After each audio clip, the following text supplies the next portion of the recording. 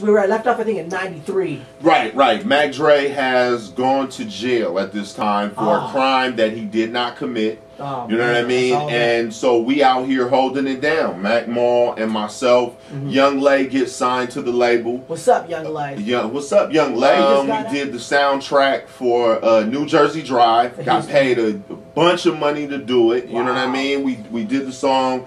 We got the 49ers in the video week before the Super Bowl. Week before the Super Bowl, they with us.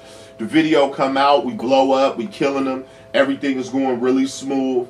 And then Atlantic starts to become a problem because they don't mind sending us checks, but they're not trying to release our material the way we in a timely fashion. It was way too many middlemen for me, man. When I would go to Atlantic office in LA, I had more of the product. I knew more of what was going on than they did. When I went to the one in New York, they was more about having fun and spending money and doing all this other stuff than really attacking the problem. So, you ever seen the video, a Suge Knight, Madison Square Garden is for the Source Awards, and he dissed Puffy. He said, you know, okay, I was there that day, me and Young Lay.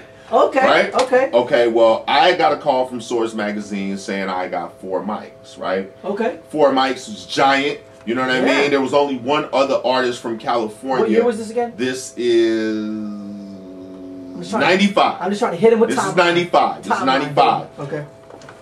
I'm the only other artist besides Pac here from the Bay Area, rather, that got 4 mics. When I got there, they had took a half a mic away from me. What? So it ended up being 3.5 mics for Forever Hustling, right? Why did they take away the half of the mic? One, I was from Santa Rosa. I wasn't from Oakland. If you notice, a lot of rappers, even back then, rappers that weren't from Oakland would be like, oh, I'm from Oakland or San Francisco. It was easier. You know what I mean? Where's Vallejo? Where is the 707? What's Hayward? Exactly. So it's easier to say, oh man, I'm kind of some way from Oakland type of thing. But because I wasn't and I didn't say that, you know what I mean?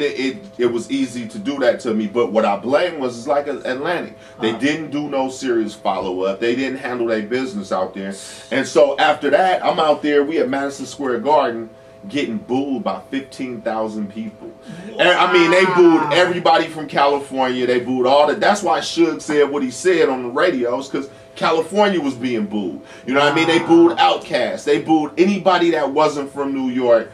And I left New York kind of bitter with Warner Brothers and Atlantic, bitter with Source Magazine, and I came home and I was like kind of cool. I went back to recording, but I wasn't sending any more product into my label. Oh, okay. So in a nutshell, what did Atlantic do to you? Paid me a bunch of money. That's great. Didn't really like. They was small-minded to me at the time, and what I needed was a better coach. The team was fine, but I needed a better coach, somebody working my product, you know, that really was with it. But ironically, at the same time, you know, Maul kind of went through the same thing with Sony. You know, Sony had no problem with paying him money. They just didn't want to release his product. They didn't want him doing other people's records. They would stop other records he was doing. It was just real manipulative. Real quick, when you send them okay, so say Ray Love, man, he recorded 100 songs this week, and then he sends it straight to Atlantic. Now, do they own all those 100 songs now? They absolutely, unequivocally own everything. What if you didn't send them and you still recorded it?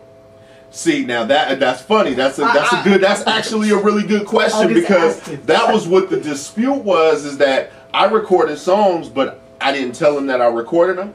So I was trying to kind of get out my contract at the same time, and I told them I was having writer's block and personal problems and all this kind of stuff. So what happened was I took the songs that I recorded, I released them on my next record after we had agreed that I was no longer signed to Atlantic. A year later, they called me up and they said, "Hey man, you're still signed with us." And I'm like, "Nah, yeah." So it was a bit tricky with this year. When did this happen? When they called you and said this is now we going into '96. '96. This is when Pac died. Yeah. 95. And 96 was like some real tough years for us. Not just Pac died, DJ C's died. My folks, Corn Dog died. Marcus Corey, rest in peace. And like we lost a lot of people in our most successful years. You know what I mean? Yeah. And it was real tough. Pac was like the last person to die after all kind of people had died. It was a real violent time out here in the Bay, and it was pretty tough. That's yeah. Crazy. We kind of fell into depression and all kind of other stuff after that. Yeah. You know, that was a real blow, Pac dying, because he was such a larger than life figure. Yeah. You know what I mean? And you could just work with them too. Like Maul told me, he's like, he would just come and just hot, like, what up? Right. But I mean, even deeper than that is that Pac had this spirit where, you know, when he got shot the first time, you know, he didn't die. He'd have been jumped, shot at, everything. But, you know, he had this invincibility about him. Right, to where when he actually died, yeah, it really caught us off guard. 97, after that, 96, 97, I did more, I did 2 independent records. Yeah. Wait, my bad. 97, 99, I did independent records. 2000s, I was like actually much more back in the streets. Yes. Very successful back in the streets, but back in the streets the same. Wow. And then a few years ago, me and a friend of mine, Sean Ty, started Pushing the Bay Television. And Pushing the Bay Television basically was like the first of its kind out here in the Bay Area. It was MTV for the Bay Area. That's what's up. Even right now we get, I don't know, we had 30, 40 million hits, you know what I mean? We do it moving. We get a lot of overseas stuff, but what we wanted to do was we didn't just want to play videos. There's a lot of places you can go and see everybody's videos online, but what we wanted to do was give these independent artists that weren't getting it in-depth interviews like you get at MTV. So you'll take somebody like one of our highest ones, Be Legit, sit down with Be Legit and really get like a deep interview, you know, that he deserves for the caliber of artist that he is. We did that with Pac's brother. We did it with we did it with a bunch of people. Pretty much everybody who was anybody from the Bay Area. And we wanted it to be specifically about here because Los Angeles has Hollywood. Miami is Miami. New York is New York. Everybody got their spot. Somebody needed to make some noise for the Bay. For the Bay. Especially and so that's what we did. That's how we got down, and it was it's been an incredible kind of like ride, man, doing that. So, we did everybody, man. We went down and shot the Madden Palooza for the release of the John Madden. We got Playboy models and all that type of good stuff on it. So if you like it, pushingthebay.com, check it out. It's got everything. Oh yeah, by the way, let's go into your links. Pushingthebay.com, raylove.com. You can see any video I ever made. LUV. You can see any video I ever made on there. You can see any video Mac Dre ever made on there. Mac Mall. We got everything. We got tributes to Coolnut, rest in peace. We basically wanted to document Bay Area rap history, but not just the music, but the culture. You know what I mean? We got sports figures on there. You know what I mean? So yeah, man, we wanted to keep it 100. And now they have a bunch of places that's representing the Bay or the West Coast, and it's all good. It's enough room for everybody. Most definitely, man. Man, this is great, man. You got a big history. So so now this pops off 96, 97. Now what's going on?